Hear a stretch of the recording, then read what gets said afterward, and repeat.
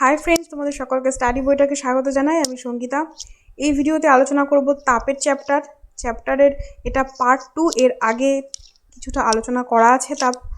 তোমরা আমাদের ডেসক্রিপশন বক্সে দেখবে ফিজিক্যাল সায়েন্সের একটা প্লেলিস্ট, তার লিঙ্ক দেওয়া আছে। এই চ্যাপ্টারগুলোর যেগুলো অলরেডি আপলোড করা আছে আমাদের চ্যানেলে, সেগুলোর সবকটা লিঙ্ক পেয়ে যাবে, দেখে নিতে ভুলবে না। আরও একটা বিষয়, সেটা হচ্ছে যারা আমাদের টেলিগ্রাম গ্রুপে এখনও পর্যন্ত জয়েন হওনি, তারা এই লিঙ্কটা দেখছো, এটা আমাদের ডেসক্রিপশন বক্সেও পাবে। এই লিঙ্কটার থেকে তোমরা আমাদের টেলিগ্রাম গ্রুপে জয়েন হয়ে যাবে। যারা ভিডিওটি প্রথম দেখছো, আমাদের চ্যানেলটা প্রথম দেখছো, তারা সাবস্ক্রাইব করতে ভুলবে না। ভিডিওটা শেষ পর্যন্ত দেখবে, কারণ এখানে তাপের কিছু ম্যাথের কোশ্চেন আলোচনা করা আছে। কারণ যেহেতু রেলের পরীক্ষাগুলোতে এনটিপিসিতে যে কোশ্চেনগুলো আসে অনেক সময়, সেটাতে এই তাপের কিছু কোশ্চেন প্লাস কারেন্টের কিছু কোশ্চেন থাকে, যেগুলো একটু সহজ অঙ্ক দিয়েই থাকে, সহজ গাণিতিক রূপগুলো দিয়ে অঙ্কগুলো থাকে, কিন্তু করা হয় না বলে অনেকেই কিন্তু অ্যাটেম্প করে আসতে পারে না। এটা তাদের জন্য মেনলি একটু বুঝিয়েও দেবো, কারণ অনেকে সায়েন্সের ভয় থাকে, যেহেতু সেই ভয়টা যাতে কিছুটা কেটে যায়। প্রত্যেকটা কোশ্চেন, বেসিক কোশ্চেনগুলোতে নিজেদের একটা ভালো কনসেপ্ট নিয়ে তারা চুজ করতে পারবে সঠিক উত্তরটা। ওকে, তো শুরু করছি। দেখো, শেষ পর্যন্ত দেখবে। ভিডিওটা ভালো লাগলে লাইক করবে এবং শেয়ার করতে ভুলবে না। তাপের আগের অংশগুলো অলরেডি আলোচনা করা হয়েছিল। এখানে তাপের একক থেকে আলোচনা করছি। এর আগে যে থার্মোমিটার, স্কেল বা প্রত্যেকের সম্পর্ক, এগুলো নিয়ে কিন্তু অলরেডি একটা ভিডিও আপলোড করা আছে, তাপের পার্ট 1। তাপের একক মেনলি সিজিএস পদ্ধতিতে তাপের একক ধরা হয় ক্যালোরিকে। তো ক্যালোরি এটা কি? এর সংজ্ঞাটা হচ্ছে 1 গ্রাম বিশুদ্ধ জলের উষ্ণতা 1 ডিগ্রি সেন্টিগ্রেড বৃদ্ধি করতে 1 গ্রাম বিশুদ্ধ জলের উষ্ণতা 1 ডিগ্রি সেন্টিগ্রেড বৃদ্ধি করতে যে তাপের প্রয়োজন হয় তাকে 1 ক্যালোরি বলে। ওকে,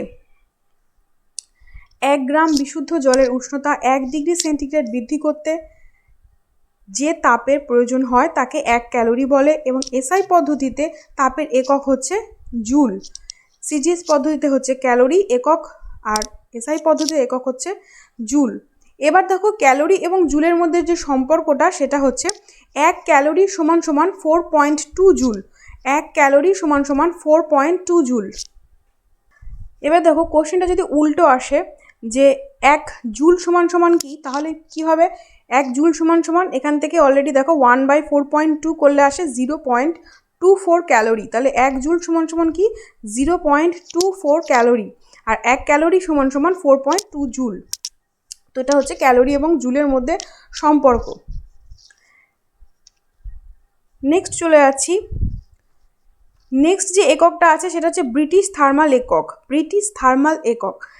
1 পাউন্ড বিশুদ্ধ জলের উষ্ণতা 1 ডিগ্রি ফারেনহাইট বৃদ্ধি করতে যে তাপ প্রয়োজন হয়। তো দেখো, এখানে কিন্তু এফপিএস পদ্ধতিতে চলে আসছে, কারণ পাউন্ড ব্যবহার করা হচ্ছে। 1 গ্রাম যেখানে ছিল ক্যালোরির ক্ষেত্রে, সেখানে 1 পাউন্ড ব্যবহার করা হচ্ছে।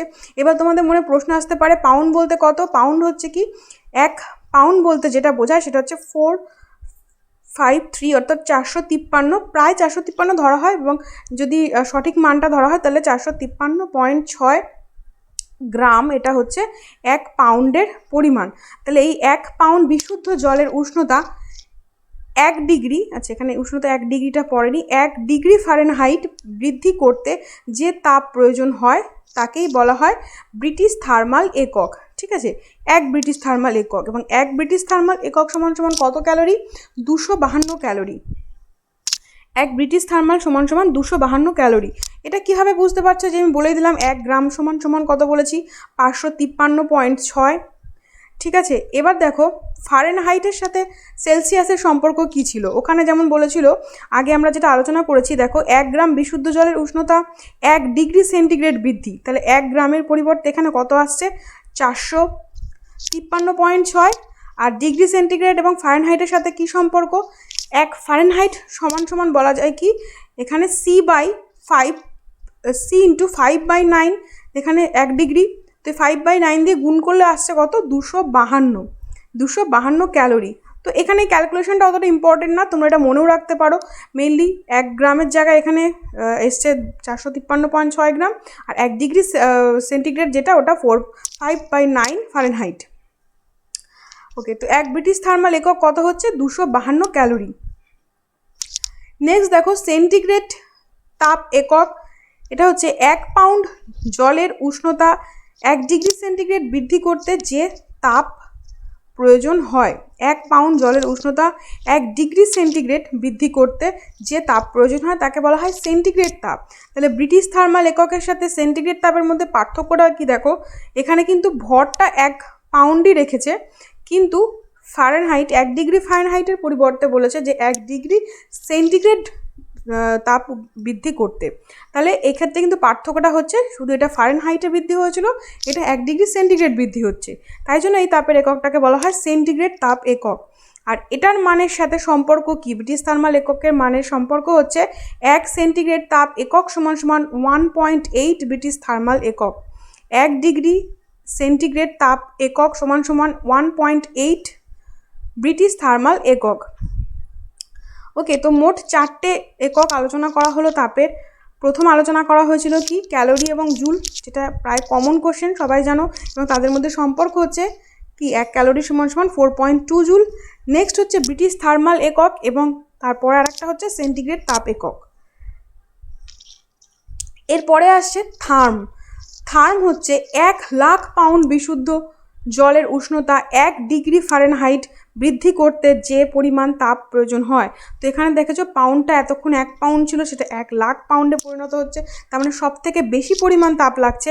1 পাউন্ড বিশুদ্ধ জলের উষ্ণতা 1 ডিগ্রি ফারেনহাইট বৃদ্ধি করতে যে তাপের প্রয়োজন হয় তাকে বলা হয় 1 থার্ম। এটা হচ্ছে তাপের ক্ষেত্রে বড় একক ধরা হয়, মানে যতগুলো একক আমরা পড়লাম তার মধ্যে সব থেকে বড় একক হচ্ছে থার্ম।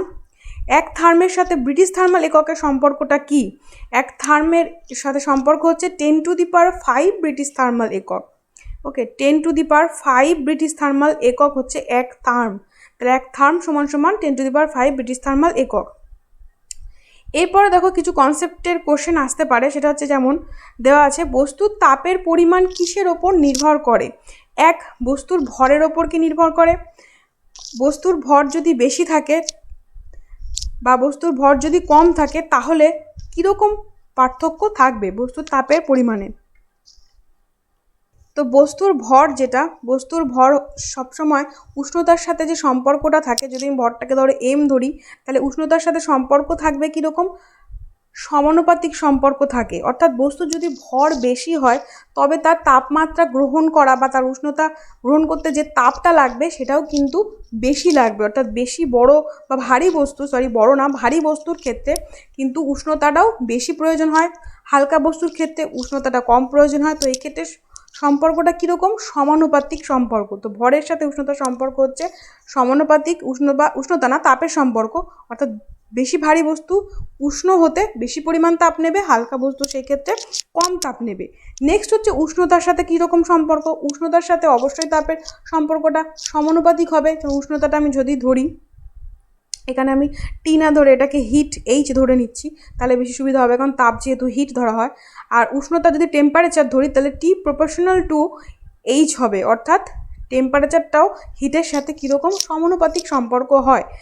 যদি 1 ডিগ্রি সেন্টিগ্রেড বৃদ্ধি করতে, উষ্ণতা বৃদ্ধি করতে যতটা পরিমাণ হিট লাগবে তার থেকে কিন্তু টেম্পারেচার যদি আমি বেশি বাড়ানোর চেষ্টা করি, 2 ডিগ্রি সেন্টিগ্রেড বা আরও বেশি বাড়ানোর চেষ্টা করি, সেক্ষেত্রে কিন্তু হিটটাও আরও বেশি দিতে লাগবে। অর্থাৎ সম্পর্কটা কীরকম হচ্ছে, সমানুপাতিক হচ্ছে। বস্তুর উপাদানের ওপর তো অবশ্যই নির্ভর করে। তার একটা সবথেকে বড় উদাহরণ যেটা হয় সেটা হচ্ছে দুধ এবং জল যদি গরম করা হয়, তুমি একটা গ্যাস ওভেনের এক পাশে দুধ বসাবে, এক পাশে যদি জল বসাও, তাহলে দেখবে কি যে দুধটা খুব তাড়াতাড়ি উতল খাচ্ছে, তো জলটা কিন্তু তখনও পর্যন্ত ফোটেনি। অর্থাৎ উপাদানের ওপর ডিপেন্ড করছে সে কত তাড়াতাড়ি তাপ গ্রহণ করতে পারে। দুধ খুব তাড়াতাড়ি তাপ গ্রহণ করতে পারছে, কিন্তু জল কিন্তু সে হারে তাপটা গ্রহণ করতে পারছে না, ঠিক আছে, অনেকটা বেশি সময় লাগছে জলের ক্ষেত্রে। তো এই ক্ষেত্রে কিন্তু উপাদানের ওপরও অবশ্যই নির্ভরশীল হয়। তাহলে এইগুলো হচ্ছে তাপের সাথে, বস্তু তাপের সাথে কিছু কিছু জিনিস কীভাবে নির্ভর করে সেটা আলোচনা করলাম। এই ধরনের কনসেপ্টের কোশ্চেন অনেক সময় অপশানে থাকতে পারে।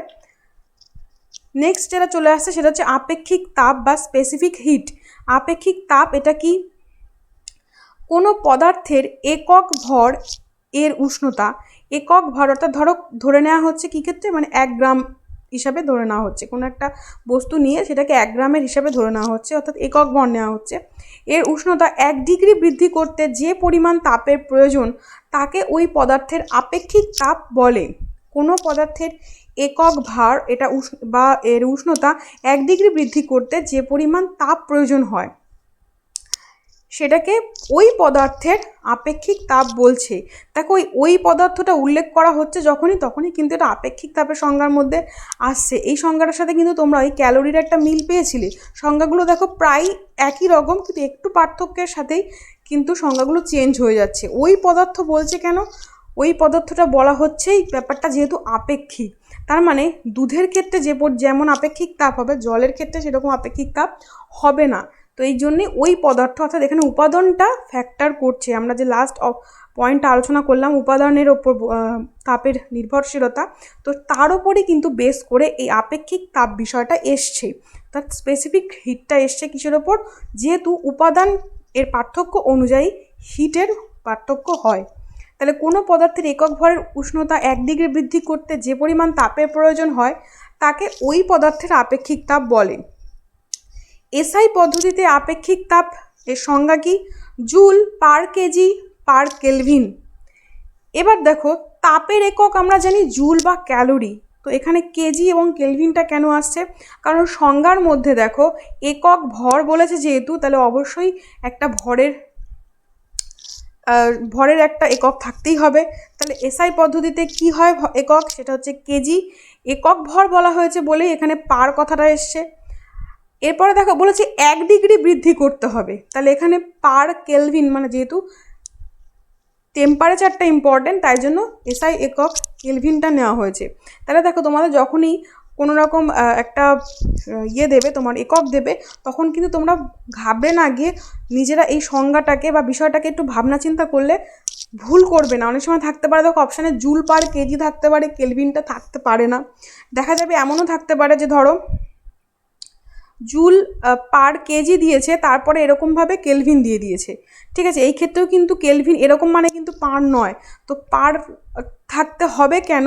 তো এটা কিন্তু তোমাদের কনসেপ্টটা ক্লিয়ার রাখতে হবে। শুধু জুলও অনেকে দিতে পারে, যেহেতু তাপ তো সেহেতু শুধু জুল হবে, তাহলে জুল হবে না। কেন হবে না? কারণ এখানে সংজ্ঞার মধ্যে একক ভরের কথা উল্লেখ করেছে, তাহলে সেটাও ডিপেন্ড করছে, এবং 1 ডিগ্রি সেন্টিগ্রেডের কথা উল্লেখ করেছে, অর্থাৎ পার ডিগ্রি সেন্টিগ্রেড হতে হবে, তাই কেলভিনটাকেও পার কেলভিন হতে হচ্ছে, ঠিক আছে? তো এইভাবে কিন্তু এককটা তৈরি হয়। এবার দেখো সিজিএস পদ্ধতিতে আপেক্ষিক তাপের একক, প্রত্যেকটারই সিজিএস মানগুলো বসবে। জুলের জায়গায় ক্যালোরি, পার গ্রাম, পার ডিগ্রি সেন্টিগ্রেড, কেলভিনের জায়গায় পার ডিগ্রি সেন্টিগ্রেড। ওকে, তো ক্লিয়ার ব্যাপারটা। নেক্সট চলে যাচ্ছি আপেক্ষিক তাপ। কয়েকটা ইম্পর্ট্যান্ট আপেক্ষিক তাপ সাধারণত পরীক্ষায় আসতে পারে, যেমন ধরো বরফের আপেক্ষিক তাপ কত হয়? বরফের আপেক্ষিক তাপ হচ্ছে এখানে দেখো 2100 বা 2100.0 joule per KG per kelvin. এখানে সবকটাই এসআই পদ্ধতিতে দেওয়া আছে, joule per KG per kelvin. Next হচ্ছে জলের কত? জলের হচ্ছে 4200 বা 4200 কেজি পার কেলভিন। জলের ক্ষেত্রে সাধারণত এটা যদি এসআই পদ্ধতিতে না থাকে, এটা সবসময় অপশানে তোমার সিজিএস পদ্ধতিতে থাকতে পারে, সেই ক্ষেত্রে কিন্তু 1 ক্যালোরি হয়, ঠিক আছে? 1 ক্যালোরি পার গ্রাম পার ডিগ্রি সেন্টিগ্রেড। শুধু 1 ক্যালোরি বললে কিন্তু অবশ্যই ভুল হবে। এটা 1 ক্যালোরি পার গ্রাম পার ডিগ্রি সেন্টিগ্রেড হচ্ছে জলের আপেক্ষিক তাপ। নেক্সট হচ্ছে পারদের ক্ষেত্রে কত? 140 পার কেজি পার কেলভিন। লোহার ক্ষেত্রে 406.5 পার কেজি পার কেলভিন। তো এই কটা হচ্ছে ইম্পর্টেন্ট কয়েকটা আপেক্ষিক তাপ যেখানে আলোচনা করেছি। এছাড়াও তোমরা এক্সট্রা অন্য জায়গার থেকে অন্য কয়েকটা জিনিসও পড়ে নিতে পারো, সেটাও তোমাদের জন্যই ভালো হবে, কিন্তু এগুলো মেনলি পরীক্ষায় আসে। বরফের, জলের এবং পারদ এবং লোহা, এটা আমার মনে হলো এই চারটা খুবই ইম্পর্টেন্ট, তাই আমি চারটের আপেক্ষিক তাপটা আলোচনা করেছি। নেক্সট দেখো বস্তুর দ্বারা গৃহীত তাপ। বস্তুর দ্বারা গৃহীত তাপ, এইটা দিয়ে কিন্তু অনেক সময় অঙ্ক আসে, আমি অঙ্কটা অলরেডি দিয়েছি। কোনো একটা বস্তু কীরকম তাপ গ্রহণ করেছে সেটা কিসের ওপর ডিপেন্ড করবে? তো গৃহীত তাপ সমান সমান, এটা সবসময় গৃহীত তাপের ক্ষেত্রে হয় তা না, বর্জিত তাপের ক্ষেত্রেও এটা হবে। সেই ক্ষেত্রে কী কী পরিবর্তন হবে সেটাও বলে দিচ্ছি। বস্তুর দ্বারা গৃহীত তাপ সমান সমান বস্তুর ভর, যেহেতু আমরা ওখানে কিন্তু দেখেছিলাম যে কী কী ডিপেন্ড করে, তার মধ্যে ভর ছিল। বস্তুর ভর গুণ আপেক্ষিক তাপ গুণ উষ্ণতা বৃদ্ধি, ঠিক আছে, তাহলে কোনো একটা বস্তু কত পরিমাণ তাপ গ্রহণ করেছে সেটা ডিপেন্ড করছে বস্তুর ভর ইন্টু তার আপেক্ষিক তাপ, সেই বস্তুর আপেক্ষিক তাপ ইন্টু উষ্ণতা যতটা বেড়েছে, অর্থাৎ উষ্ণতা বৃদ্ধি যতটা হয়েছে। এবার যদি বর্জিতটা বলা হতো, বর্জিত তাপ, তাহলে কি হতো, বস্তুর ভর গুণ আপেক্ষিক তাপ গুণ উষ্ণতা হ্রাস, অর্থাৎ যে পরিমাণ উষ্ণতা কমেছে। ঠিক আছে, তো এইটা দিয়ে অঙ্ক করবো। দেখো 50 গ্রাম সীসার তাপমাত্রা, 50 গ্রাম সীসার তাপমাত্রা 20 ডিগ্রি সেন্টিগ্রেড থেকে 100 ডিগ্রি সেন্টিগ্রেড পর্যন্ত বাড়াতে কি পরিমাণ তাপের প্রয়োজন?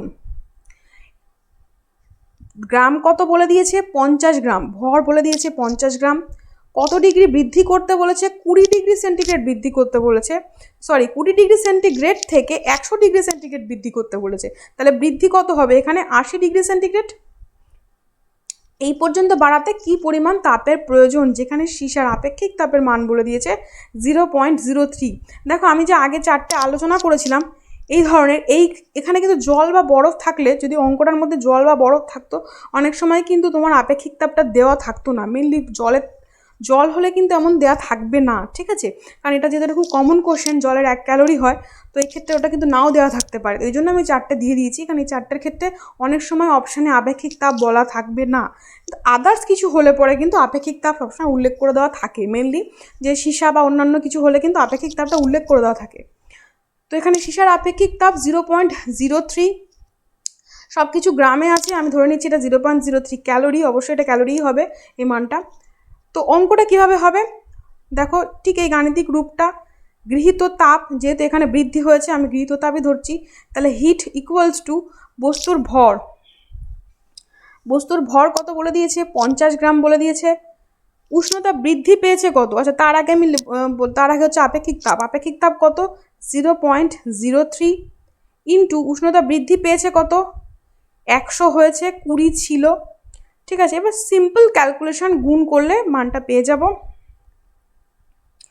তোমরা ক্যালকুলেশনটা নিজেরা করে নেবে একবার, ঠিক আছে, আমি ঠিক আছে কিনা ক্যালকুলেশন হচ্ছে 120 ক্যালোরি, উত্তর 120 ক্যালোরি। তো হিট কত পরিমাণ লাগছে, হিট লাগছে 120 ক্যালোরি, ঠিক আছে। তো সিম্পল এখানে জাস্ট মানটা বসিয়ে দেবে, ঠিক আছে, এখানে মানটা জাস্ট বসিয়ে দেবে, MST, এই সূত্রের মধ্যে মানটা বসিয়ে দেবে, H is equal two MST, এটা শর্টে লেখা যেতে পারে H is equal two MST, এই সূত্র। M হচ্ছে ভর, S হচ্ছে স্পেসিফিক হিট, T হচ্ছে টেম্পারেচার বৃদ্ধি বা হ্রাস, আর পুরোটুকু হচ্ছে কি কত পরিমাণ হিট লাগছে। ঠিক আছে, এই সূত্রটা তোমাদের আশা করি খেয়াল থাকবে যে H is equal two M into S into T, এই সূত্রে বসিয়ে দিলে সবকটা অঙ্ক, এরকম অঙ্কগুলো হয়ে যাবে ইজিলি। আচ্ছা, এই অঙ্কটা আমি আর একটা অঙ্ক দিয়ে দিয়েছি তোমাদের, তোমরা নিজেরা অঙ্কটা মুখে মুখে সলভ করতে পারবে, এর জন্য খাতা কলম লাগবেই না, জাস্ট মুখে মুখে গুণ করে ক্যালকুলেশন করে কমেন্ট বক্সে অবশ্যই লিখে দেবে উত্তরটা কী হবে। 5 গ্রাম জলের তাপমাত্রা 15 ডিগ্রি সেন্টিগ্রেড থেকে 25 ডিগ্রি সেন্টিগ্রেড বৃদ্ধি বা এই পর্যন্ত বৃদ্ধি করতে কত তাপের প্রয়োজন হবে? 5 গ্রাম জলের তাপমাত্রা 15 ডিগ্রি সেন্টিগ্রেড থেকে 25 ডিগ্রি সেন্টিগ্রেড পর্যন্ত বৃদ্ধি করতে কত তাপের প্রয়োজন হবে? অপশান এ হচ্ছে দেখো 10 ক্যালোরি, বি হচ্ছে 50 ক্যালোরি, সি হচ্ছে 100 ক্যালোরি, ডি হচ্ছে 25 ক্যালোরি। তো সঠিক উত্তর কোনটা হবে অবশ্যই তোমরা কমেন্ট বক্সে লিখে জানাবে, ঠিক আছে।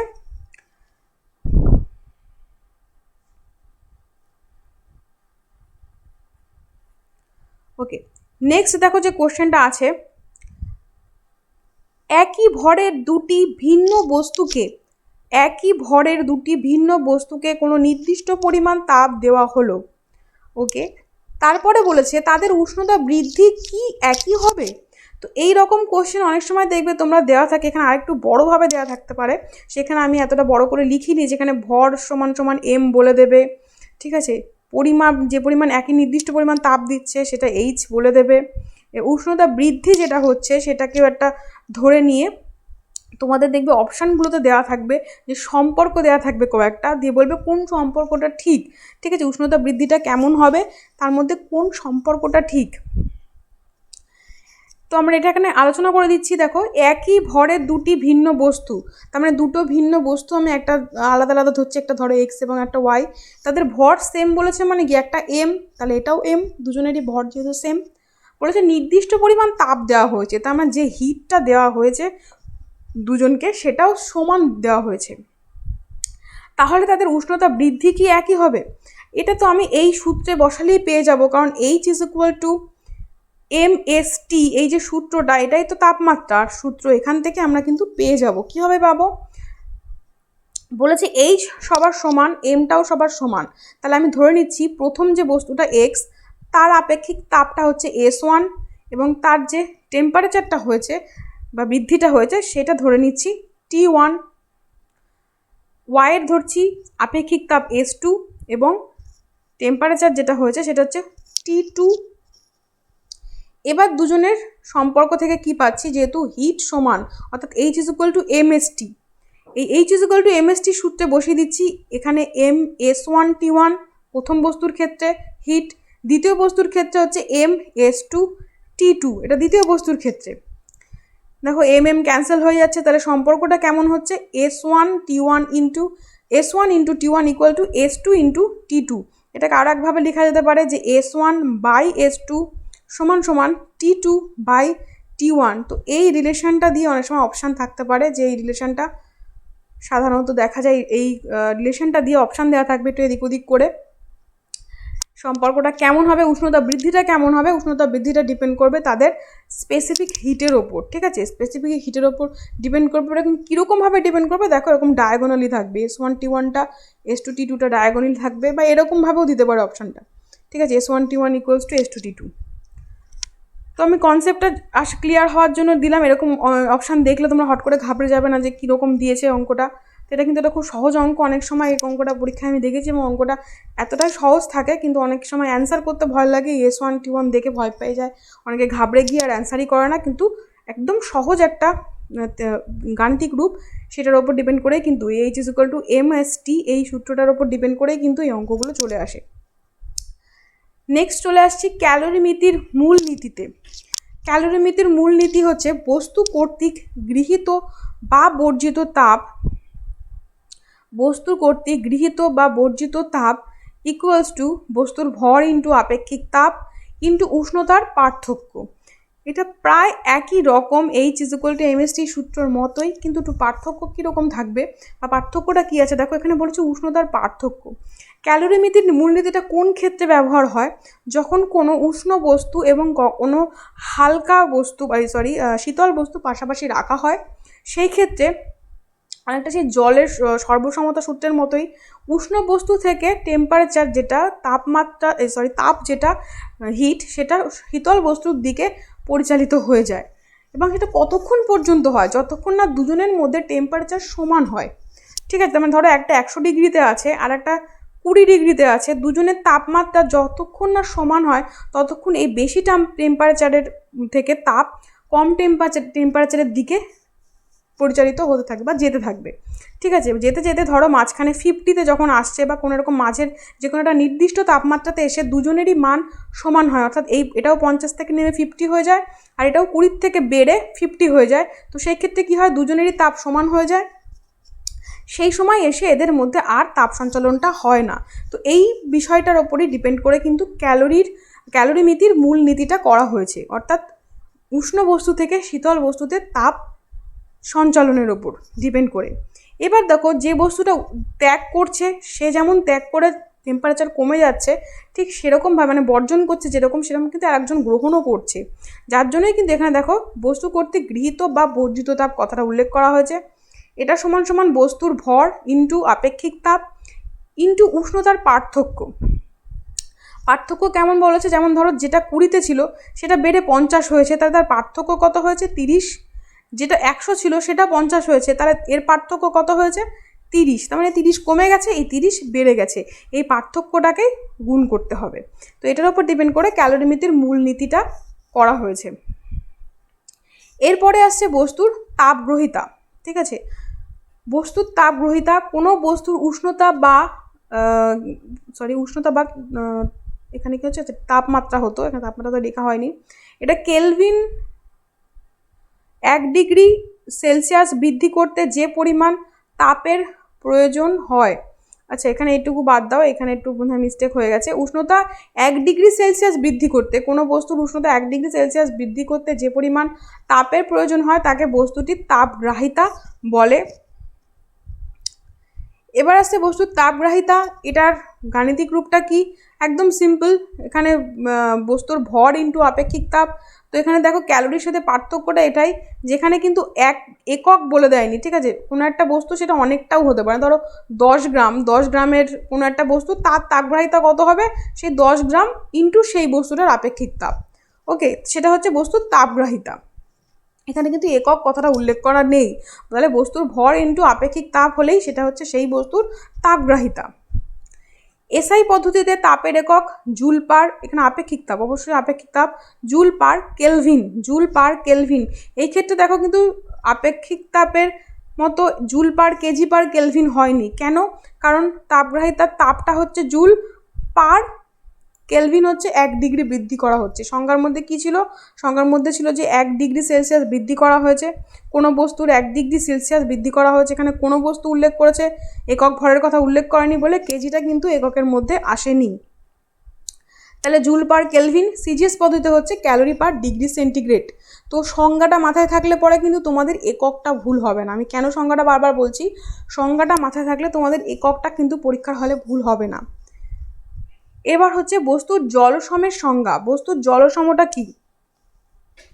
বস্তুর জলসম হচ্ছে কোনো বস্তুর উষ্ণতা 1 কেলভিন অথবা 1 ডিগ্রি সেলসিয়াস বৃদ্ধির জন্য প্রয়োজনীয় তাপ যে পরিমাণ জলের উষ্ণতাকে 1 কেলভিন বা 1 ডিগ্রি সেলসিয়াস বৃদ্ধি করতে পারে, সেই পরিমাণকে বস্তুটি জলসম বলে। তার মানে ধরো কোনো একটা বস্তু আমি নিলাম, বা কোনো একটা লোহার পিণ্ড বা কিছু একটা বস্তু নিলাম, যে বস্তুটার উষ্ণতা 1 ডিগ্রি বৃদ্ধি করতে আমার যদি 100 ক্যালোরি মতো তাপ লেগে থাকে, তাহলে আমাকে দেখতে হবে যে এই তাপটা কত পরিমাণ জলকে 1 ডিগ্রি বাড়াতে পারছে, 1 ডিগ্রি সেলসিয়াস বাড়াতে পারছে। ব্যাপারটা বুঝতে পেরেছো? কোনো একটা বস্তু যেটাকে 1 ডিগ্রি সেলসিয়াস বাড়াতে আমার যে পরিমাণ তাপ লাগলো, মানে আমি ওভেনে বসানোর পর এটা বস্তুকে 1 ডিগ্রি উষ্ণতা বাড়াতে গিয়ে আমার যে পরিমাণ তাপ খরচ করতে হলো, সেই পরিমাণ তাপ যতটা জলের 1 ডিগ্রি বাড়াতে পারে, সেটা 50 গ্রাম হতে পারে, সেটা 10 গ্রাম হতে পারে, যতটা জলের 1 ডিগ্রি বাড়াতে পারে সেই পরিমাণটাকে, সেই জলের ওই পরিমাণটাকেই ডিপেন্ড করে ওই বস্তুর জলসম বলা হয়। তাহলে এখানে যদি 10 গ্রাম লেগে থাকে, তাহলে সেটা ওই বস্তুর জলসম, জলটার নয় কিন্তু বস্তুটির জলসম, ঠিক আছে? বস্তুটির জলসম বলা হবে তাকে। এবার দেখো সিজিএস পদ্ধতিতে এই জলসমের পরিমাণ কত? এটা হচ্ছে একক হচ্ছে গ্রাম। স্বাভাবিক, এখানে পরিমাণ যেহেতু বুঝিয়েছে অবশ্যই একক হচ্ছে গ্রাম, এবং এসআই পদ্ধতিতে একক কত হবে? কিলোগ্রাম। একটি তামার পাত্রের ভর বলে দিয়েছে 180 গ্রাম। একটি তামার পাত্রের ভর 180 গ্রাম এবং তামার আপেক্ষিক তাপ বলে দিয়েছে 0.09। তামার আপেক্ষিক তাপ কত বলেছে? 0.09। পাত্রটির তাপগ্রাহিতা এবং জলসম নির্ণয় করো। আর একটা জিনিস বলে দিচ্ছি, তাপগ্রাহিতা এবং জলসমর কিন্তু মান, যেটা গাণিতিক মান, এটা কিন্তু সমান আসতে পারে, সমান আসে, ঠিক আছে? আসতে পারে না, সমান আসে। তো আমি এটা একটা অঙ্ক বের করে দেখাচ্ছি তোমাদের। ভর কত বলে দিয়েছে? ভর বলে দিয়েছে 180। তাপগ্রাহিতার সূত্র আমরা আগে গাণিতিক রূপটা আলোচনা করলাম। তাপগ্রাহিতা বলতে বোঝাচ্ছিল যে ভর ইন্টু স্পেসিফিক হিট। কোনো বস্তুর তাপগ্রাহিতা হচ্ছে তার ভর ইন্টু স্পেসিফিক হিট।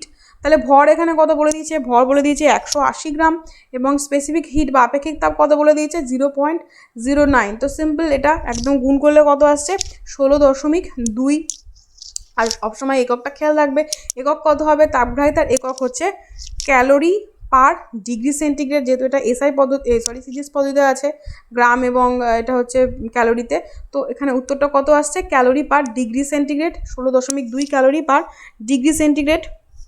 জলসম সূত্র অনুযায়ী জলসমটা বসিয়ে দেবো। জলসমটাও কিন্তু সেম আসছে, ভর ইন্টু আপেক্ষিক তাপ। তো একইভাবেই হচ্ছে 0.09। তো দুজনের মানটা কেমন আসবে? গাণিতিক মানটা অবশ্যই সমান আসবে, কিন্তু এক্ষেত্রে কিন্তু চেঞ্জ হবে কোনটা? চেঞ্জ হবে শুধু এককটা, এটা হয়ে যাবে গ্রাম। ক্লিয়ার?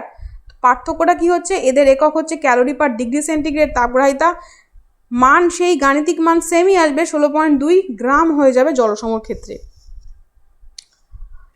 নেক্সট দেখো, 1849 সালে বিজ্ঞানী জেমস প্রেসকট জুল, আচ্ছা জুল এখানে বর্গের জ হবে অবশ্যই, প্রেসকট জুল তাপ ও কার্যের মধ্যে সম্পর্ক পরীক্ষার মাধ্যমে প্রমাণ করে? 1849 সালে বিজ্ঞানী জেমস প্রেসকট জুল তাপ এবং কার্যের মধ্যে যে সম্পর্ক সেটা একটা পরীক্ষার মাধ্যমে প্রমাণ করে, এবং এই সম্পর্কের সূত্রকেই জুলের সূত্র বা বলা হয় তাপ গতিবিদ্যার প্রথম সূত্র। ওকে, তো আমরা তাপ গতিবিদ্যার প্রথম সূত্র এবার আলোচনা করব। সেটা কে করেছে? অনেক সময় জুলের সূত্রটা না বলে এমনও কোশ্চেন আসতে পারে, শর্ট কোশ্চেন, যে তাপ গতিবিদ্যার প্রথম সূত্রটা কার? সেটা হচ্ছে জেমস প্রেসকট জুলের, বা শুধু জুলের সূত্র বলতে পারো। জুলের সূত্র বা তাপগতিবিদ্যার প্রথম সূত্রটা কি? এটা হচ্ছে যখন কোনো কার্যের ফলে তাপ উৎপন্ন হয় বা তাপ প্রয়োগের ফলে কার্য সম্পাদিত হয়, তখন সম্পাদিত কার্য ও উৎপন্ন তাপ পরস্পরের সমানুপাতিক হয়। তার মানে যখন কোনো কার্য করা হয় তাপ উৎপন্ন করার জন্য বা তাতে যে পরিমাণ তাপ ব্যবহার করা হয়, এই যে তাপটা ব্যবহার হচ্ছে কোনো কার্য করার জন্য এবং সেই কার্য করার পরে যে তাপ উৎপন্ন হয় সেটার কীরকম হবে? সমানুপাতিক, অর্থাৎ এর মানটা হবে সমানুপাতিক। ঠিক আছে, অর্থাৎ ডাব্লু কার্য এটা প্রপোর্শনাল টু ওই তাপমাত্রা এইচ, হিটের প্রপোর্শনাল হবে। তো এখানে সমানুপাতিক চিহ্ন ওঠাতে গেলে আমরা জানি এটা ধ্রুবক ব্যবহার করা হয়। তো এখানে ধ্রুবকটা ব্যবহার করা হয়েছে কি? W is equal two J H, যেখানে জেটাকে কি বলা হয়? জেটাকে বলা হয় তাপের যান্ত্রিক তুল্যাঙ্ক। ঠিক আছে, এই যে ধ্রুবকটা নেওয়া হয়েছে জে, এটাই হচ্ছে জে, হয়েছে জুলের জন্য ধরা হয়। তো এই জে এটা হচ্ছে তাপের যান্ত্রিক তুল্যাঙ্ক বলা হয় এটি ধ্রুবকটাকে। তাপের যান্ত্রিক তুল্যাঙ্কের একক দেখো, সিজিএস পদ্ধতিতে এর একক হচ্ছে 4.2 × 10⁷ আর্ক পার ক্যালোরি। খুব ইম্পর্টেন্ট কিন্তু এই কোশ্চেনটা। তাপের যান্ত্রিক তুল্যাঙ্ক যেটা তাপের গতিবিদ্যা থেকে পাওয়া যাচ্ছে, তাপের যান্ত্রিক তুল্যাঙ্ক, তার সিজিএস পদ্ধতিতে একক হচ্ছে 4.2 × 10⁷ আর্ক পার ক্যালোরি। এবার দেখো 10⁷ আর্ক আর জুলের সাথে একটা সম্পর্ক আছে, তাই তো? 1 joule is equal to 10⁷ erg. তাহলে এখানে যখন 10⁷ আর্কটা তুলে দিচ্ছি এসআই পদ্ধতিতে, তখন কি হয়ে যাচ্ছে? 4.2 জুল পার ক্যালোরি। এটা হচ্ছে এসআই পদ্ধতিতে। এফপিএস পদ্ধতিতে কত হচ্ছে? 778 ফুট পাউন্ড পার ব্রিটিশ থার্মাল একক। তো এই তিনটে একক পাওয়া যাচ্ছে। মেইনলি ইম্পর্টেন্ট হচ্ছে সিজিএস এবং এসআই পদ্ধতিতে। 4.2 × 10⁷ আর্ক পার ক্যালোরি হচ্ছে তাপের এখানে যান্ত্রিক তুল্যাঙ্ক, তার একক। নেক্সট দেখো যে অঙ্কটা, 5 পাউন্ড জলকে 1 ডিগ্রি সেন্টিগ্রেড উষ্ণতায় আনতে কি পরিমাণ কার্য করা হবে? 5 পাউন্ড জলকে 1 ডিগ্রি সেন্টিগ্রেড উষ্ণতায় আনতে কি পরিমাণ কার্য করা হবে? তো 1 পাউন্ড সমান সমান আমরা আগে আলোচনা করেছিলাম কত হয়? 1 পাউন্ড সমান সমান 453.6 গ্রাম। ঠিক আছে, এবার দেখো 453.6 গ্রাম যদি 1 পাউন্ড হয়, তাহলে 5 পাউন্ড কত? 5 × 453.6 ইজ ইকুয়াল টু বলা হচ্ছে, গুণ করে তোমরা দেখবে 2268 গ্রাম। এটা হচ্ছে 5 পাউন্ডের। ঠিক আছে, 5 পাউন্ড সমান সমান কত গ্রাম? 2268 গ্রাম। এরই 1 ডিগ্রি সেন্টিগ্রেড বৃদ্ধি করতে বলেছে। তাহলে 1 গ্রাম জলের যদি 1 ডিগ্রি সেন্টিগ্রেড বৃদ্ধি করতে কৃতকার্য করা হয় কত? কৃতকার্য করা হয় 4.2 জুল। 1 গ্রামের 1 ডিগ্রি সেন্টিগ্রেড বৃদ্ধি করতে 4.2 জুল কার্য করতে হচ্ছে। তাহলে 5 পাউন্ড অর্থাৎ 2268 গ্রাম এর 1 ডিগ্রি সেন্টিগ্রেড বৃদ্ধি করতে কত পরিমাণ কার্য করতে হবে? সিম্পল ঐকিক নিয়মের অঙ্ক। তাহলে আমি কি করব? 4.2 × 2268 দিয়ে গুণ করব। উত্তর দেখবে তোমরা এসছে 9525.6 জুল।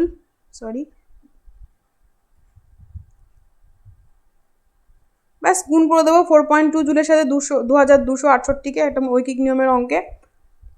তো উত্তর আসবে কত? দেখবে 9525.6 জুল। তো এরকমভাবে অনেক সময় কার্য বের করতে হতে পারে। তো এটা একদম সিম্পলভাবে করে নিতে পারবে যে 1 ডিগ্রিতে যদি 4.2 জুল হয় তাহলে অত গ্রাম, বা 1 গ্রামের ক্ষেত্রে যদি এমন হয়, দেখো গ্রামটা যদি চেঞ্জ করা হয় বা ডিগ্রি সেন্টিগ্রেডটা যদি চেঞ্জ করে দেওয়া হয়, যে 1 ডিগ্রি পরিবর্তে 2 ডিগ্রি বলে দেওয়া হয়, তাহলে ঠিক সেই ওই নিয়মে হয়ে যাবে, 2 দিয়ে গুণ করে দেবো, এটার সাথে 2 গুণ করলেই হয়ে যাবে। তো এইভাবে কিন্তু এই কার্যের অঙ্কগুলো করে দেওয়া যাবে। নেক্সট দেখো 50 গ্রামের জলের উষ্ণতা, 50 গ্রাম জলের উষ্ণতা 20 ডিগ্রি সেন্টিগ্রেড বৃদ্ধি করতে যে পরিমাণ তাপ প্রয়োজন হয় তা উৎপন্ন করতে কি পরিমাণ কার্য করতে হবে যদি সম্পূর্ণ কার্য তাপে রূপান্তরিত হয়। তো দেখো ফার্স্ট কি বলেছে, 50 গ্রাম জলের উষ্ণতা 20 ডিগ্রি সেন্টিগ্রেড বৃদ্ধি করতে যে পরিমাণ তাপ প্রয়োজন হয়। তো এখানে আমি একটা ফুল স্টপ দিয়ে দিচ্ছি, এটা দাঁড়িয়ে দিয়ে দিচ্ছি। এখানে আমি ফার্স্ট কি পাচ্ছি, H is equal two MST সূত্রতে এখানে কতটা পরিমাণ তাপ প্রয়োজন হয় আমরা সেটা পেয়ে যাব। 50 গ্রাম জলের উষ্ণতা 20 ডিগ্রি সেন্টিগ্রেড বৃদ্ধি করতে কত পরিমাণ তাপ লাগবে, H সমান সমান 50 গ্রাম অর্থাৎ M ইজ ইকুয়াল টু এখানে 50, S কত হবে, জল যেহেতু তাহলে গ্রামে আছে অর্থাৎ সিজিএস পদ্ধতিতে আছে, তাহলে অবশ্যই 1 ক্যালোরি, তাহলে 1 ইন্টু টি কত বলে দিয়েছে 20 ডিগ্রি সেন্টিগ্রেড বৃদ্ধি, তাহলে টি ইজ ইকুয়াল টু 20, তাহলে কত হচ্ছে এটা 1000 কত ক্যালোরি, হিটের একক 1 ক্যালোরি, এখানে যেহেতু সবকটা সিজিএস পদ্ধতিতে আছে। তাহলে 50 গ্রাম জলের উষ্ণতা 20 ডিগ্রি সেন্টিগ্রেড বৃদ্ধি করতে লাগছে কত 1000 ক্যালোরি। এইবার দেখো কি বলেছে, এই যে এটা এই তাপটা লাগলো প্রয়োজন হয় তা উৎপন্ন করতে কি পরিমাণ কার্য করতে হবে যদি সম্পূর্ণ কার্য তাপে রূপান্তরিত হয়। তাহলে আমি ধরে নিচ্ছি যে এটা তাপে পরিণত করতে কার্য করতে হচ্ছে ডাব্লু, তাহলে ডাব্লু সূত্রটা কি, W is equal two J into H, J H, H এখানে কত লাগছিল আমার 1000 ক্যালোরি। এবার দেখো এখানে যেটা সব কিছু এখানে সিজিএস পদ্ধতিতে আছে, তাহলে আমি জের মানটাও সিজিএস পদ্ধতিতে বসাবো। সিজিএস পদ্ধতিতে জের মান কত 4.2 ইন্টু 10⁻7 আর্গ, ওকে আর্গটা এখানে লিখছি না যেহেতু অঙ্ক হবে, 4.2 ইন্টু 10⁻7 আর্গ। এইচ কত বলে দিয়েছে 1000, তাহলে ডাব্লু এখান থেকে ইজিলি বেরিয়ে যাবে গুণ করলে, 4.2 ইন্টু 10⁻7 ইন্টু 1000। দেখো 1000টাকে আমি কিন্তু 10 কত লিখতে পারি, 4.2 ইন্টু 10⁻7 ইন্টু 10⁻3 লিখতে পারি, তাই তো 100 হলে 10 স্কোয়ার, 1000 তাহলে 10 কিউব। এবার তাহলে 4.27 সূচকের অঙ্ক একদম ঘাত দুটোকে যোগ করে দিচ্ছি, 10⁻10 হয়ে গেল, তাহলে 4.2 into 10⁻10, W is equal two তাহলে কত হচ্ছে এত আর্গ। আর্গটা কেন হলো, কারণ এটা যেহেতু সব কিছু সিজিএস পদ্ধতিতে আছে তো এটার এককটাও সিজিএস পদ্ধতিতে হয়ে গেল 4.2 ইন্টু 10⁻10 আর্গ। তাহলে কত পরিমাণ কার্য করতে হচ্ছে, তো এটা হচ্ছে অ্যান্সার। তাহলে এখানে দুটো সূত্র লাগলো, একটা হচ্ছে H is equal two MST আর একটা হচ্ছে কার্য করার সূত্র, সেটা হচ্ছে W is equal two JH। ওকে, তো খুব ক্লিয়ার আশা করা যাচ্ছে তোমরা এটা বুঝতে পেরেছো। না বুঝতে পারলে ভিডিওটা ব্যাকে গিয়ে আরেকবার ভালোভাবে দেখে নেবে সূত্রগুলো, তাহলে অনেকটা বেশি ক্লিয়ার হয়ে যাবে। এবং অবশ্যই নিজেরা এটা প্র্যাকটিস করবে, আমি যে অঙ্কটা করতে দিয়েছি সেটা কমেন্ট বক্সে অবশ্যই লিখে জানাবে উত্তরটা, আর প্র্যাকটিস করলে অবশ্যই তোমরা সাকসেসফুলি সবকটা উত্তর করে আসতে পারবে। ভিডিওটা ভালো লাগলে অবশ্যই লাইক করবে, আমাদের চ্যানেলটা সাবস্ক্রাইব করতে ভুলবে না এবং প্রচুর পরিমাণ শেয়ার করবে যাতে সবাই উপকৃত হয়। Thank you.